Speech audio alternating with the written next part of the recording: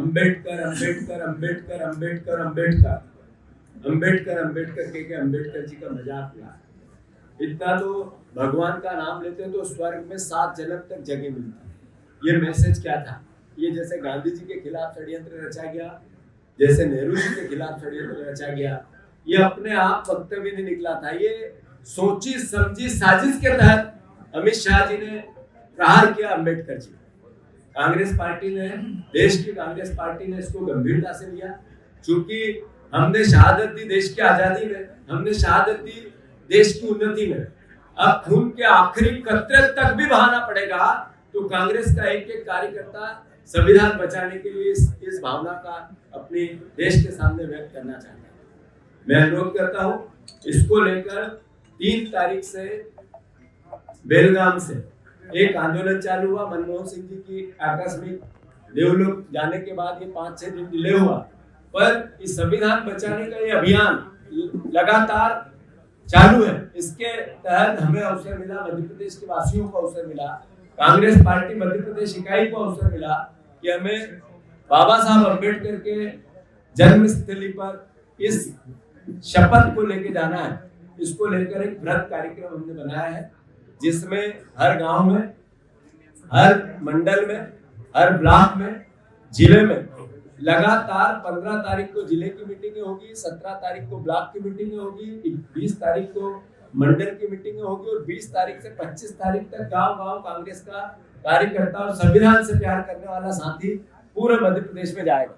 इसके तहत हमारे सभी वरिष्ठ नेता जिनको संभागी जिम्मेवारियां दी गई है, जो हमारे जिले के प्रभारी हैं, जिले के ब्लॉक के अध्यक्ष और जिले के अध्यक्ष और जितने प्रत्याशी है विधानसभा, उनको जिला स्तर पर जिम्मेवारियां दी गई है और 1 लाख से ज्यादा परिवार के लोग मऊ में इस शपथ को लेने के लिए 27 तारीख को, 27 जनवरी को आएंगे, जिसमें पूरी CWC, पूरी राहुल जी, खड़गे जी, आदरणीय प्रियंका जी, हमारे सभी सम्मानित महासचिवगण, सभी सम्मानित पूर्व मुख्यमंत्री, वर्तमान मुख्यमंत्री, सारे परिवार के लोग वहां उस दिन उपस्थित रहेंगे और लड़ाई एक है, संविधान बचाने की, उसकी रक्षा करने की। उसके लिए कांग्रेस पार्टी का कार्यकर्ता अपना सर्वोच्च निछावर कर दे, इसकी शपथ मैं अनुरोध करना चाहता हूं आप सब परिवार के लोगों को। जैसा कल एक व्रत मीटिंग कांग्रेस पार्टी की हमारे कार्यालय में हुई थी, हम प्रेस से विस्तृत बात नहीं कर पाए, महासचिव जी ने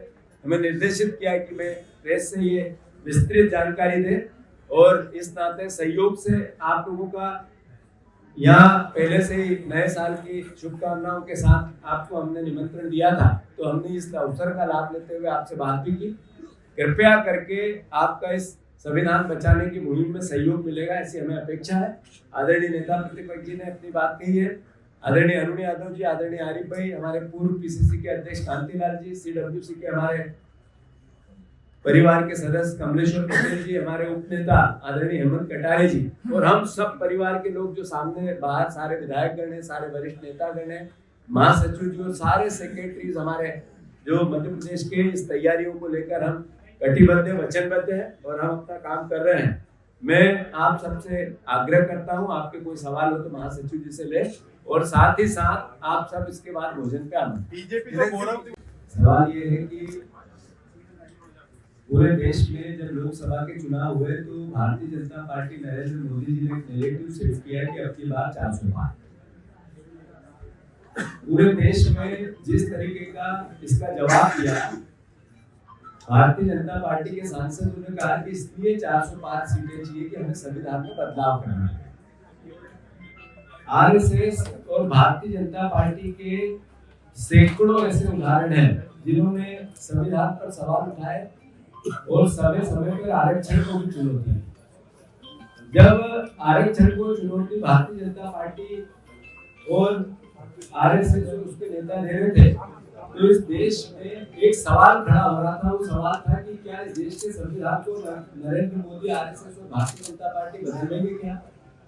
तब राहुल गांधी जी ने एक सामाजिक क्रांति, एक राजनीतिक क्रांति की और संविधान की पुस्तक हाथ में ली और उन्होंने देश के सामने संविधान बचाने की अपील की, जिसके के कारण 234 सीट पर भारतीय जनता पार्टी सिमट गई, 240 सीट पर सिमट गई। साथियों, अभी महात्मा गांधी को लेकर भारतीय जनता पार्टी आरएसएस गोडसे को महान बताती है और गांधी के खिलाफ सवाल खड़ा करती है। भारतीय जनता पार्टी नरेंद्र मोदी और आरएसएस नेहरू के व्यक्तित्व पर, नेहरू जी के व्यक्तित्व पर सवाल उठाती है। इस देश के भाईचारे को समाप्त करने के लिए अलग अलग तरीके से षड्यंत्र रचती है। इस देश में जो चुनाव आयोग है उसको भारतीय जनता पार्टी के नए भारत में, नरेंद्र मोदी के नए भारत में तोते का नाम मिला। और सबसे बड़ी बात है कि इस देश में विधायक जैसी, सांसद जैसी पवित्र जो पद था वो भी बेचने और खरीदने का काम इस देश में 600 से ज्यादा हो गया। ये सब बातें घोतक है कि इनसे गलती हुई है। ये घोतक है इस बात का कि अमित शाह ने बाबा साहब अम्बेडकर का अपमान किया है। अमित शाह जी ने अपमान किया तो देश से माफी मांगने में शर्म क्यों? उनको गौरव दिवस मनाने की बजाय पश्चाताप यात्राएं निकालनी चाहिए और बाबा साहब अम्बेडकर की प्रतिमाओं पर नाम रगड़ के माफी मांगनी चाहिए जो अपमान किया उसके लिए। ये आवश्यकता है। अरे आप संविधान की गौरव दिवस मनाने के बजाय आरक्षण पर प्रहार मत करो। आप संविधान बदलने की आपके नेताओं ने जो बातें कही थी उन बातों को उनसे माफी मंगवाओ। आपने और आरएसएस ने कई बार संविधान पर सवाल खड़े किए, बाबा साहब अम्बेडकर पर सवाल खड़े किए, संविधान बदलने की बात की, आरक्षण बदलने की बात की। उन सब बातों के लिए आरक्षण समाप्त भी किया, बदलने की बात ही नहीं की। जितनी प्राइवेट सेक्टर में कंपनियां गए उनके आरक्षण समाप्त हुए, उसका अगर कोई दोषी है तो नरेंद्र मोदी और भारतीय जनता पार्टी है। तो अल्टीमेटली इनको गौरव दिवस मनाने के बजाय पश्चाताप दिवस मनाना चाहिए। कार्यक्रम आपका ये अनुरोध है कि कांग्रेस पार्टी जब देश की आजादी की लड़ाई लड़ रही थी तो पता नहीं था देश आजाद कर। हमारे महापुरुषों ने, लाखों लाख महापुरुषों ने शहादत दी, पर एक दिन आशा थी कि देश आजाद होगा और हुआ। जब संविधान बचाने की बात हो या लोकतंत्र की रक्षा की बात हो या देश में भाईचारा बनाने की बात हो, इस जो प्राचीन हमारी सभ्यता है, परंपरा है, जिसमें भगवान राम, कृष्ण, पैगंबर, भगवान महावीर, गौतम बुद्ध, अंबेडकर जी सब ने एक ही बात कही, गुरु नानक देव जी, कि ये देश प्रेम का है, प्यार का है, मोहब्बत का है, इंसानियत का, सबको मिलजुल कर भारत की संस्कृति को विश्व में फैलाने का है। तो वो प्रयास कांग्रेस पार्टी कर। इसमें हमें राजनीतिक लाभ कितना मिलेगा, आवश्यक है, हम राजनीतिक दल है, पर इसका मतलब चुनाव जीते तो ही काम करें। हमारा विपक्ष का भी दायित्व है, जनता जो आदेश देती है स्वीकार करते हैं। हम सड़क पे हैं। एक साल में चुनाव हारने के बाद हमने इस सरकार का चेहरा बेनकाब किया।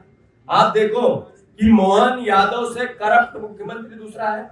शिवराज सिंह चौहान यहाँ वादे करके गए लाडली बहना से, और आज तक लाडली बहना तरफ झांक के नहीं देखा। किसानों को 3000 देने की बात कही थी, 3100 धान के नीति है, धोखा दिया। हम अपनी बात कह रहे हैं, 2700 धोखा नहीं दिया, धोखा दिया, हम अपनी बात कह रहे हैं। हमने अभी सदन में हमारे सारे विधायकों ने, नेता प्रतिपक्ष सहित पूरी ताकत से सदन में अपनी आवाज उठाई। हमें विपक्ष का दायित्व दिया, हम वो निभाएंगे। जरूर है हम सत्ता में आना चाहते हैं, सेवा करना चाहते हैं, विपक्ष में भी अपनी भूमिका भी निभाना चाहते हैं। और जो पीएससी के एग्जाम के बच्चों की लड़ाई हो, ऐसा कौन सी लड़ाई जो मध्य प्रदेश में अभी इतना बड़ा करप्शन हुआ, पन्ने जाहिर हुए, सौरभ शर्मा की किताब के पन्ने आए हैं, उन पन्नों की लड़ाई आपको भी लड़नी और हमें भी लड़नी है। आवक जावक कहाँ हुई? यही भ्रष्ट लोग हैं, यही चोरों का जखीरा है, अली बाबा 40 चोर। तो ये लड़ाई विपक्ष की, हम लड़ रहे हैं। भ्रष्टाचार में